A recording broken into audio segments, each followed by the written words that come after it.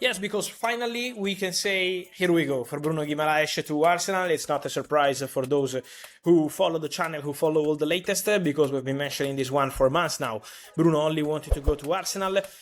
I can guarantee that Mikel Arteta was pushing like crazy with his directors, with people at the club, with the board to get Bruno Guimaraes, a player that he always wanted to get at Arsenal. Already years ago he was a target.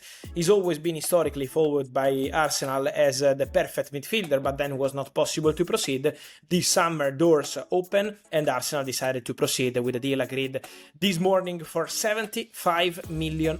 So everything is done, everything is agreed. Now working on the paperwork between the two clubs. Newcastle already started last weekend with a new coach, Matthias Geisler, to discuss replacements for Bruno Guimaraes, and that was the message probably on the guarantee that Bruno was going to join Arsenal. Again, everything done between the two clubs. Now waiting for the medical test. The player has the authorization to travel to London to complete his move, but Bruno Guimaraes will be a new addition for Arsenal after Christos Tsolis.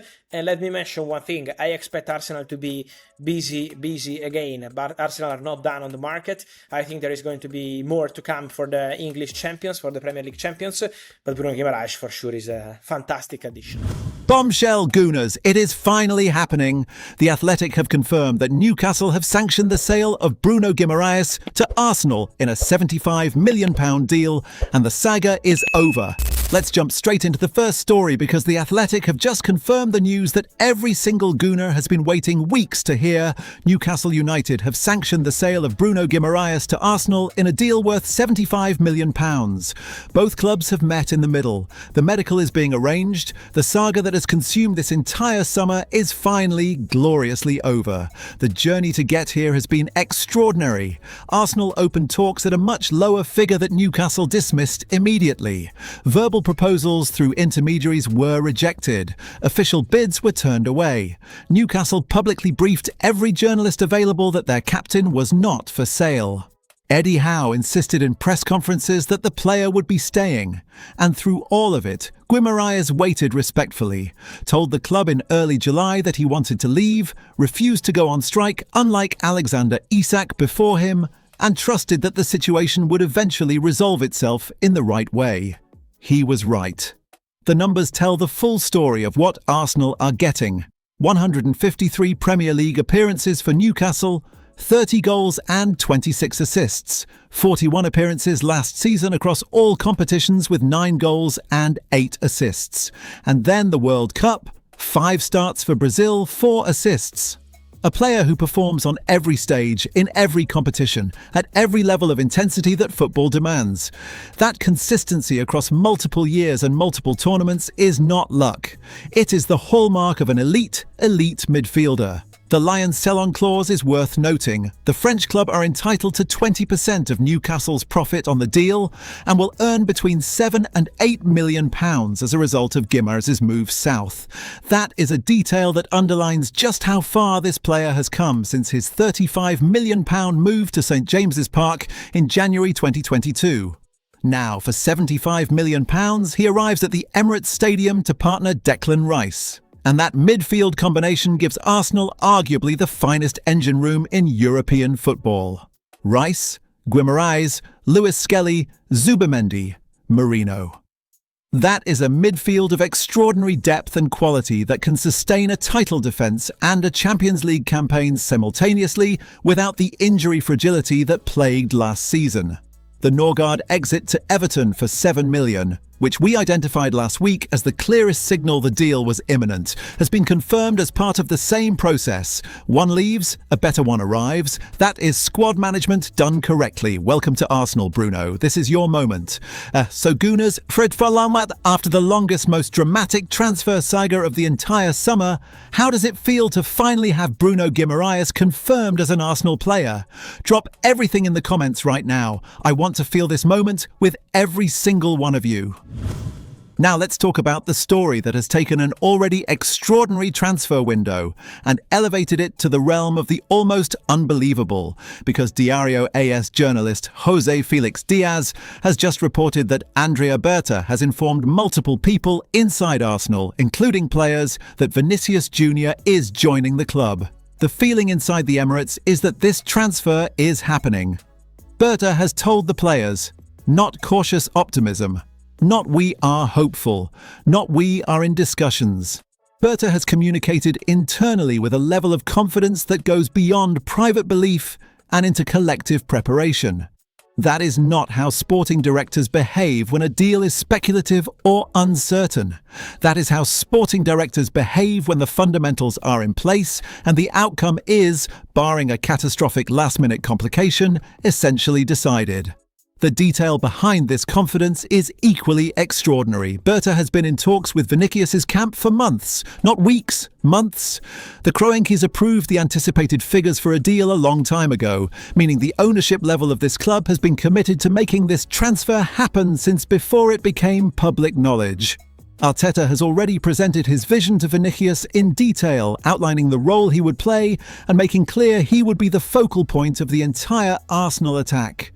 And inside Real Madrid, key figures are already pushing Florentino Perez to sell rather than risk losing the player for free when his contract expires next summer. The financial structure of the deal is now becoming clearer too.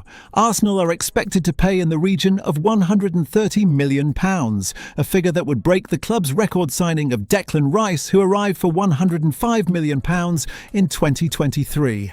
Vinicius would become the most expensive player in Arsenal's history by a significant margin, and in terms of wages, Arsenal are prepared to make him the highest paid player in Premier League history, figures approaching what Mbappe earns at Real Madrid, which the Kroenkes have already signed off. The commercial return on a signing of this magnitude, shirt sales, sponsorship value, global profile, matchday revenue, justifies every single pound of that investment many times over. Real Madrid's position remains the one outstanding obstacle. Florentino Perez is insisting on €170 million. Arsenal want a deal below €150 million. That gap of €20 million is the final barrier. But with key Madrid figures internally pushing for a sale and Berta confident enough to inform the players it is happening, the direction of travel could not be clearer. The most sensational signing in Premier League history is coming to the Emirates Stadium, and Berta already knows it.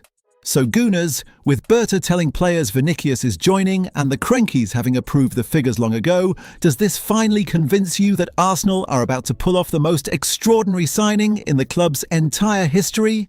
Drop everything in the comments. I want to feel this moment with every single one of you right now. Now let's round things off with a story that has been quietly developing in the background of all this Vinicius and Guimaraes drama, because journalist Simon Collins has just confirmed on X that Arsenal are still pursuing Blackburn Rovers teenager Igor Tyjon and have been tracking the championship youngster for over a year.